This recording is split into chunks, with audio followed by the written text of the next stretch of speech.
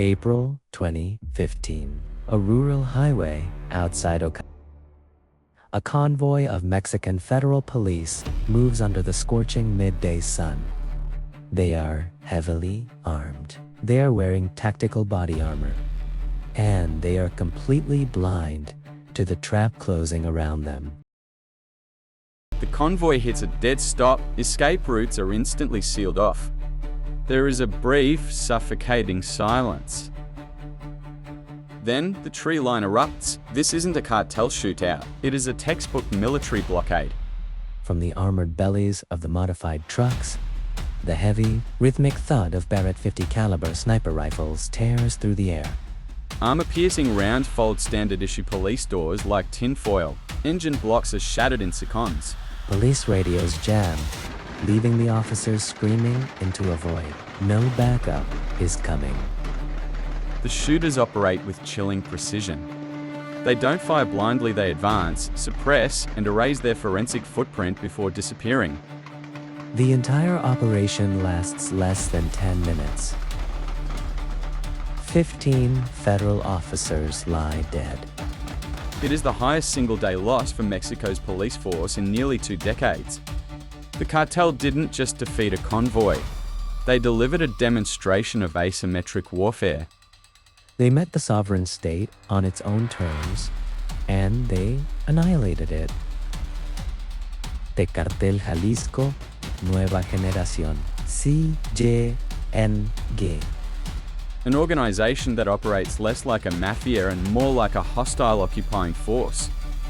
And at the apex of this paramilitary infrastructure sits a single, unseen architect.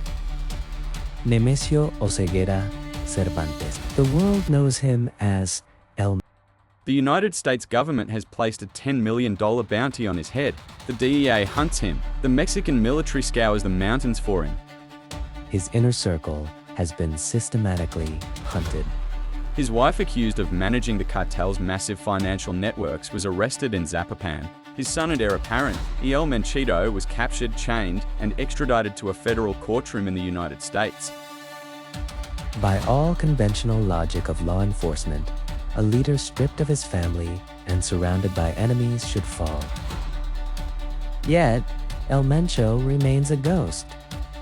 He doesn't use cell phones. He commands an empire that dumps bodies on public highways in broad daylight, displaces entire communities, and floods American streets with synthetic death. He rules through a terrifying formula. Terror is not a byproduct of his operation. Terror is the operation.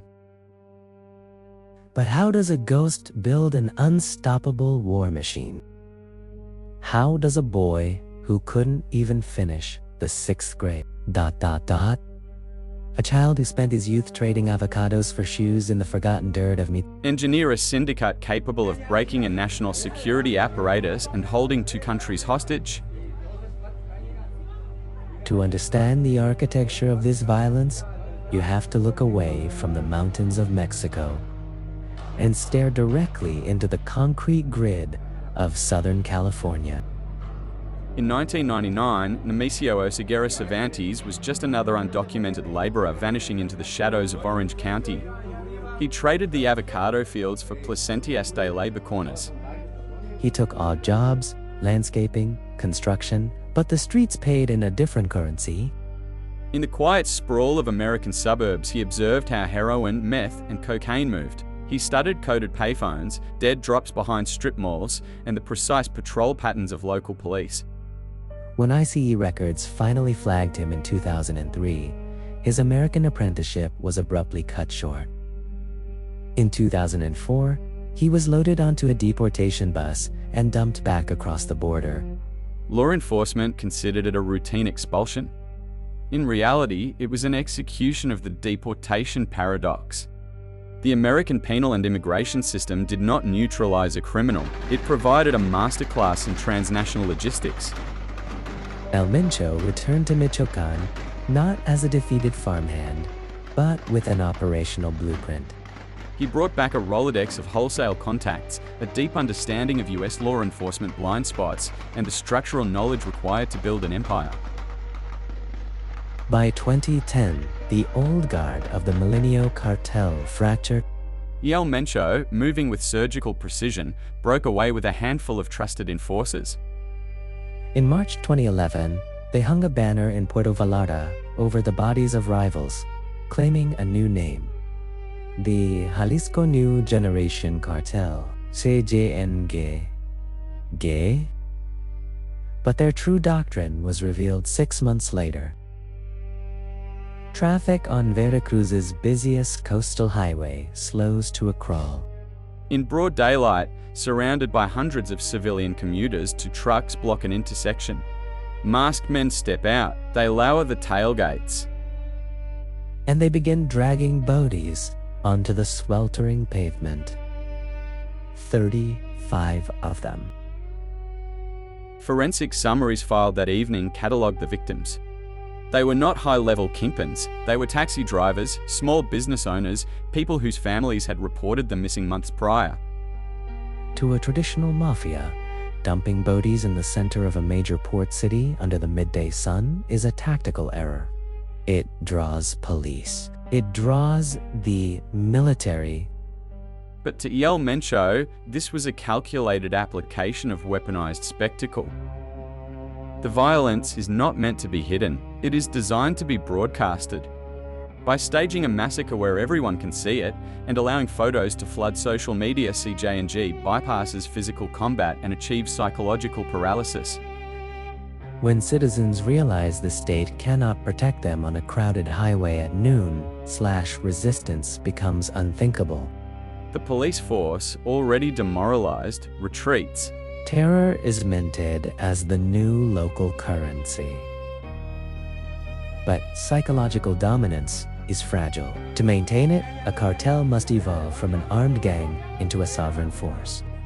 They need hardware. And for that, Mencho looked back to the country that deported him. Investigations by US and Mexican authorities trace the supply chain. Straw buyers in Texas and Arizona legally purchase weapons from American gun shops. Brokers in Guadalajara orchestrate bulk shipments, funneling the hardware south, hidden inside used farm machinery or scrap metal. Deep in hidden workshops across the hills of Jalisco, former military mechanics spend their days retrofitting commercial vehicles. They lay a heavy steel plating beneath the exterior paint. They install run-flat tires sourced from black market logistics networks. They are building a paramilitary infrastructure. Customs seizure logs document a relentless pipeline. A single raid in 2022 intercepted over 300 rifles and 40,000 rounds of 7.62mm ammunition destined for CJNG strongholds. We are talking about Barrett 50 caliber sniper rifles capable of taking down helicopters. We are talking about Russian-made RPGs. Inside cartel compounds, these rolling bunkers sit in rows, waiting for deployment. They allow convoys to break police roadblocks at will. They guarantee supremacy in every firefight. This is the anatomy of state collapse. Mencho took the profits of narcotics, filtered them through American gun laws, and built a private army that outguns the very government attempting to hunt him. He has the soldiers. He has the psychological grip. He has the military hardware. But a war machine of this magnitude burns millions of dollars a day. To sustain it, CJNG had to pivot. They had to abandon the old laws of supply and demand and engineer a product that didn't depend on the rain, the soil, or the seasons. How do you finance an endless war without firing a single shot across the border? You stop growing drugs. And you start synthesizing death. For decades, the Mexican underworld was tethered to the earth. Cartels relied on marijuana fields and poppy harvests. They were vulnerable to droughts, seasons, and military eradication flyovers. The traditional narco empire was, at its core, an agricultural business. Mencho recognized the fatal weakness of nature. So he abandoned the soil. He engineered a complete pivot to a synthetic narco economy. The cartel began importing precursor chemicals directly from overseas, setting up highly mobile, industrial-scale laboratories hidden in the mountainous terrain of Jalisco and Michoacán. Fentanyl and methamphetamine do not require sunlight. They do not require time. They only require chemistry, and the yield is infinitely scalable. The impact of this shift is not measured in cartel profits, but in American autopsies. In 2023, the CDC recorded a staggering 27% jump in fentanyl-related deaths across the American Southwest. DEA forensic laboratories analyzing microscopic chemical impurities have matched the powder killing teenagers in Arizona and California directly to batches produced near Tepalcatepec. This is not simply a public health crisis. It is a unidirectional chemical bombardment. CJNG produces synthetic narcotics for pennies on the dollar, weaponizing American addiction to generate billions in untraceable liquid capital. And that capital is shipped south to feed the war machine. But billions of dollars don't just buy steel plating and sniper rifles. They buy the state itself. When a cartel reaches this level of financial supremacy, they engage in state capture. They do not merely bribe the police, they absorb the local municipal structures. They reroute public funds into cartel-linked shell companies. And they systematically blindfold the public. In March 2020, a prominent journalist in Guadalajara published a series of investigations exposing CJNG's extortion racket. For weeks, her newsroom received anonymous calls. Editors were warned. The state prosecutor was notified. No one intervened. Shortly after, she was found murdered. The Committee to Protect Journalists logged her death not as an isolated tragedy, but as a structural assassination. 12 journalists have been killed or disappeared in Jalisco since 2010. The chilling effect is instantaneous and absolute. Newsrooms pull reporters from the streets. Reporters keep go bags packed by their doors. In Jalisco and Colima, the press does not report on mass graves or missing civilians because doing so is a death sentence. El Mencho hasn't just eliminated his rivals, he has eliminated the record of his crimes. He operates within a terrifying vacuum of truth.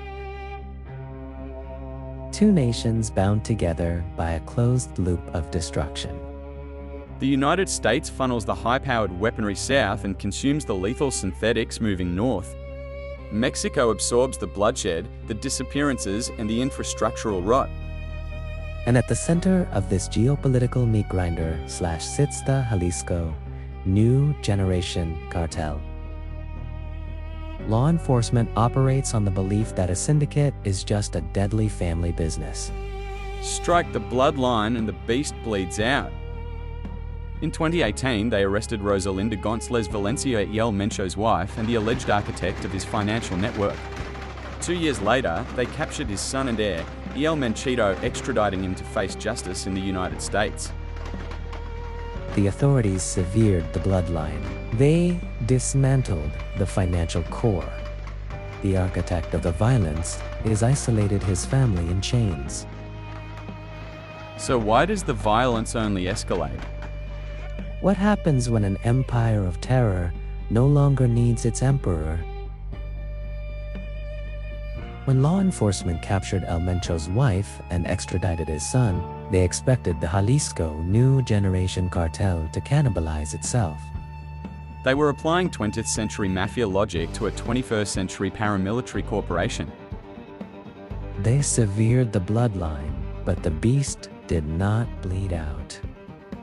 Because CJNG is no longer reliant on a single family tree. It is an autonomous infrastructure. It is fueled by an infinite loop of synthetic narcotics armed by American gun laws and sustained by an impenetrable shield of absolute terror. The $10 million bounty remains unanswered. It hangs there as a monument to institutional failure. Law enforcement operates on the naive belief that money buys information. But El Mencho understands a darker truth: greed cannot compete with psychological paralysis. $10 million is meaningless to an informant who knows his entire bloodline will be publicly erased before he ever sees a dime. The justice system doesn't shatter in this environment. It simply evaporates. Warrants stall in compromised courts, evidence vanishes from locked vaults, witnesses retreat into permanent silence. And so, the machinery grinds on. The American Southwest tallies its dead and sterile emergency room / tracing fatal chemical signatures back to hidden laboratories they cannot touch. Meanwhile, Mexican mothers stand in sun-scorched plazas holding faded photographs of children swallowed by the earth. Two nations bleeding out on opposite sides of a border, tied together by a perfectly optimized supply chain of human suffering. El Mencho is no longer just a kingpin. He is a symptom of a system that has realized a terrifying truth. When governments can be bought, and an entire population can be paralyzed by fear, you don't need to hide from the law. You become it. The world is shaped by forces operating in the shadows, hiding behind official narratives and sealed records. If you want to uncover the architecture of these hidden empires / and decode the files they don't want you to see, hit subscribe. We are just scratching the surface. Leave your verdict in the comments below. When the system collapses and the government fails to protect, who is truly responsible for the ashes left behind?